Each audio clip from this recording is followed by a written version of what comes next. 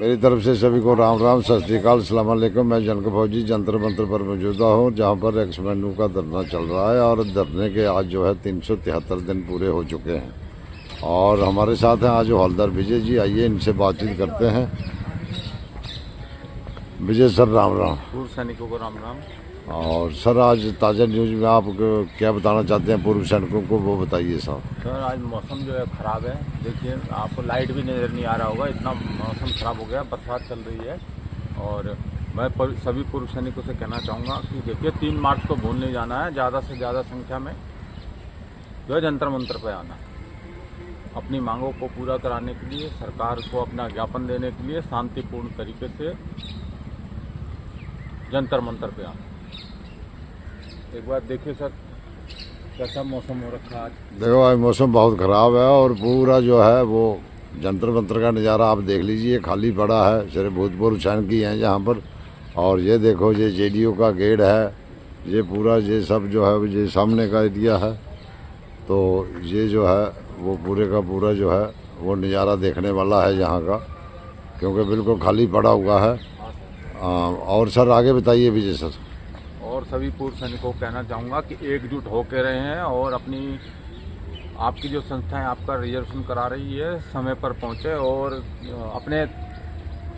अपने धरने का साथ दें और किसी के बहकावे में आए नहीं। कई लोग बोल रहे हैं, मुझे कल भी फ़ोन आया था 4 तारीख। जी नहीं सर, 3 तारीख, 3 मार्च 2024 जंतर मंतर महारैली में आना है और भारी से भारी सहयोग देना। और कुछ जनता को बताना चाहोगे कुछ? एक चीज़ बताना चाह रहे हैं कि अपने गोपाल सर आ रहे हैं, अभी बताते हैं आपको।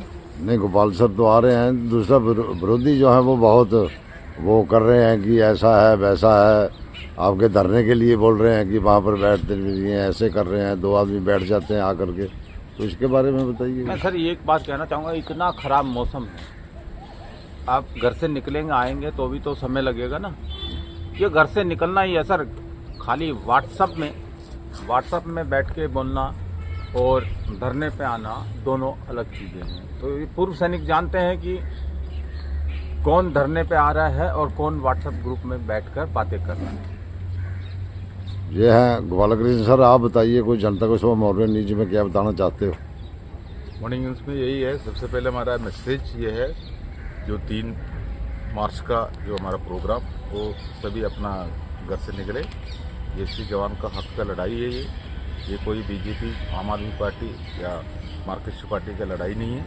और आपसी जो अपना संगठन बना कर रखा है, संगठन का जो नेतृत्व करने वाला जो आप लोगों को गुमराह किया जाएंगे, लेकिन ये आपका लड़ाई है, आप बढ़ चढ़ कर इसमें हिस्सा लेंगे। आप देखो, आज मौसम खराब है, आपको सब दिखाई दे रहा है। सर्दी बहुत, मतलब सर्दी थोड़ा निकल गया था, अब दोबारा जो कोटे वगैरह पहनना शुरू हो गया। अब जो बैनर भी हमने कम डाला है, क्योंकि बैनर गीला हो जाता है तो हम ले जाने में दिक्कत होता है। तो इसलिए आज हमारा वेलकम बैनर लगाया हुआ है, बाकी जो बैनर नहीं लगाया है। वैसे हमारा ग्रुपों में हमारा मांग किया है, वो बैनर आपको दिखाई दे रहा है, नहीं तो आज हम डाल देंगे, लेकिन हम जो यहाँ टांगता है। लेकिन हमारा जो मांग सरकार के सामने मेमोरेंडम के जरिए, संविधानिक के जरिए हमने रखा है, और उसके ऊपर जो फाइनल डिसीजन इसलिए नहीं हो रहा है, हमारा आपसी मतभेद है। आपको पता है, जो ग्रुपों में लगा हुआ है ऑल इंडिया लेवल पे, हर स्टेट से 3-3, 4-4 ग्रुपें हैं, कई ग्रुप में हम खुद है।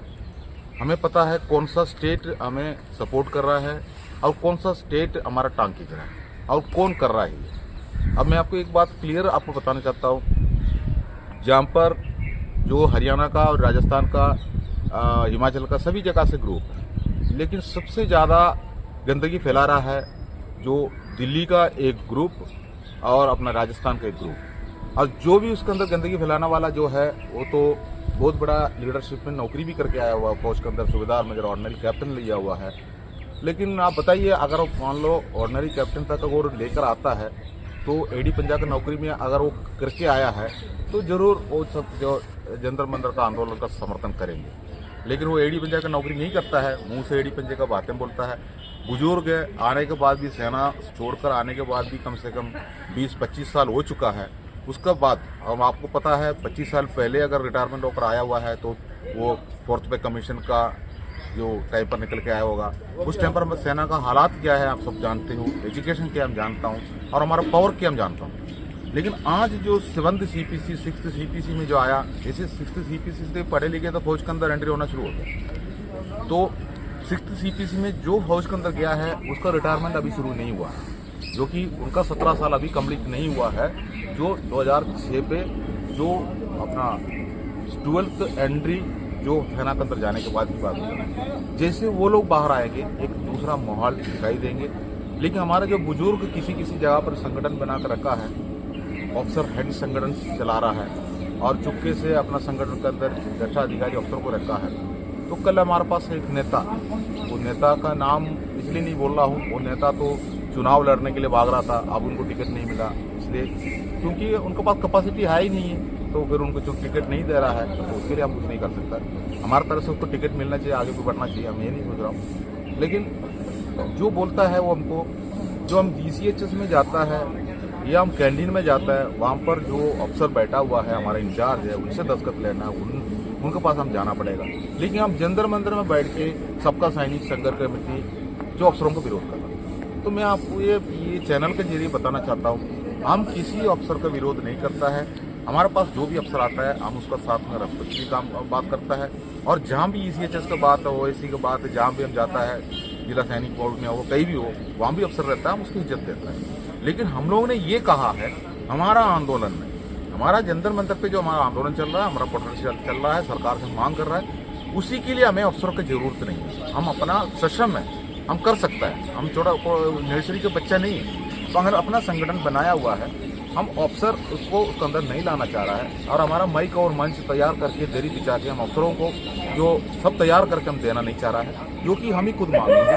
क्योंकि हमारा देश में जितना भी संगठन बना है, हमारा जो सेना के अलावा जो सेना के अंदर भी जो डिफेंस सिविलियन होता है, उनका सब संगठन होता है, अलग अलग होता है। अपना कर्मचारी जो कैटेगरी के हिसाब से, वो क्लास 1 क्लास 2 क्लास 3 के हिसाब से वो अपना संगठन बनाया हुआ है। चुनाव भी होता है, दूसरा संगठन बनता है, सब होता है, सरकार से मांग करता है। तो हमें अपना मांग करने के लिए अफसर की जरूरत नहीं, हमने ये कहा है। और दूसरी बात, अफसरों ने हमारे पास आए थे, समर्थन देने के लिए भी आए थे, हमें धमकी भी दिया था, और उसके बाद उन्होंने बता के भी चला गया। लेकिन हमारा कुछ देशीय संगठन भी रहता है, 5 संगठन देशीय संगठन है, सरकार के साथ में हमेशा वही बात करता है, हम भी जानता हूँ। लेकिन उन्होंने हमारे लिए कुछ काम नहीं किया है, तो ये आप भी जानता है, हम भी जानता हैं, सफेद बताने की जरूरत नहीं। तो ऐसी स्थिति में हम लोग अपना बल पर अपना मांग रखने की कोशिश कर रहा है। हम किसी अफसरों को विरोध नहीं कर रहा है, लेकिन अफसरों ने एक भेदभाव का वो प्लेटफॉर्म लेकर आया है, आप सब जानते हो। वो भेदभाव और गुलामी, हम लोगों को गुलामी बना कर रखना, और अपना घर पे जाके जो काम कराना। देखो, किसी के घर पे काम करना कोई गलत नहीं है, ये नहीं बोल रहा हूँ, लेकिन ऐसे काम कराता है तो वो भी सोचना चाहिए। हमारा देश का सेना का गरिमा जो वो अच्छा नहीं लगता है, इसी जैसा बाहर अभी ये बातें दिखने से भी अच्छा नहीं लगता है। अगर ये बात अगर गलत होने से फिर एडवाइजरी नहीं निकलना था, हमारा सेना प्रमुख ने एडवाइजरी भी निकाला हुआ। तो ये सब चीज़ें हमारा सामने की बात, इसलिए हम कोई अफसरों को विरोध नहीं कर रहा है। लेकिन अफसर का नेतृत्व हमको नहीं चाहिए हमारा मांग करने के लिए, सरकार से हम खुद ही मांग कर ले, हमारा सोचिए, और कुछ नहीं है। बाकी जो जंतर मंतर के जो हमारा हालात आप देख लीजिए, मौसम खराब हो चुका है। जो 3 तारीख का जो हमारा जो कॉल दिया है, कल हमने पार्लियामेंट स्टेट पुलिस थाना में हमने इसका परमिशन का जो दूसरा लेटर भी हमने दिया है। अच्छा सर, परमिशन मिल चुकी है क्या? क्योंकि ये जनता को क्लियर करिए, क्यों कन्फ्यूजन है जनता में थोड़ा, तो इस चीज़ को जो है वो क्लियर करिए आप। देखो, हमने पहले उनसे परमिशन मांगा था, उसके बाद उन्होंने अभी हमको फॉर्म भरने के लिए बोला। एक संवैधानिक तरीके से एक फॉर्म भर के देता है, सत्यापन का जो पत्र होता है, 3-4 पेज का इंस्ट्रक्शंस होता है। सभी संगठन को पता है उसके बारे में। हमने कल उसको भर के दिया है, क्योंकि उसको भर के देने के लिए बोला, हमने उसको भर के दिया, और उन्होंने हमको मोहर लगा कर दे दिया 3 तारीख का जो हमारा प्रोग्राम के लिए, जो हमने जंतर मंतर पे करने चाह रहा है, मतलब इस जगह पर है और दूसरी जगह पर नहीं है। तो उन्होंने हमारे से एप्लीकेशन ले लिया, मोहर लगा कर दिया है, और उन्होंने सरकार को भेजेंगे, क्योंकि उनका भी अपना ड्रिल्स होता है, उसके ऊपर चेन ऑफ कमांड है उनका।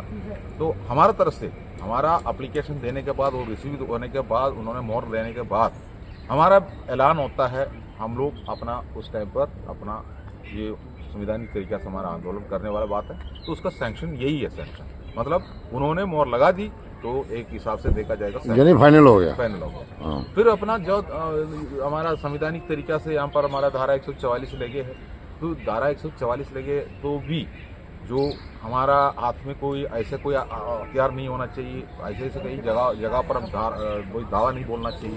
ये सब इंस्ट्रक्शंस हैं। हम लोग बेल्ट फोर्स में नौकरी किया है तो हमें ये सब चीज़ें हम ब्रीफ भी करने की जरूरत नहीं है। अच्छा, दूसरी बात ये क्लियर करिए सर कि कुछ अभी जो कमेंट आ रहे हैं, कोई ऐसा इक्का दुक्का आदमी लिख रहा है, ज़्यादा नहीं कोई लिख रहा है, वो बोल रहे हैं कि 2 आदमी जाते हैं वहाँ बैठ जाते हैं, क्या ये ड्रामा है। तो इसके बारे में आप करिए, क्या पुलिस को इन्फॉर्म है इस चीज़ के बारे में, ताकि वो जनता को गलत गुमराह कर रहे हैं या आप जनता को गलत गुमराह कर रहे हैं?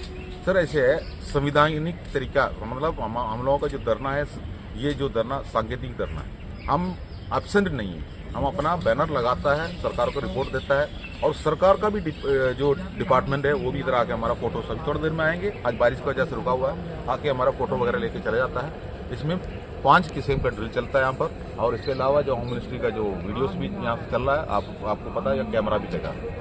और उसके बाद उन्होंने फोटोज निकालता है, जो सीबीआई की तरफ से भी है और क्राइम ब्रांच की तरफ से, दिल्ली पुलिस स्पेशल विंग की तरफ से भी है, और हमारा एमओडी की तरफ से भी है, जो ये लोग अपना पैरामिलिट्री फोर्स की तरफ से भी है।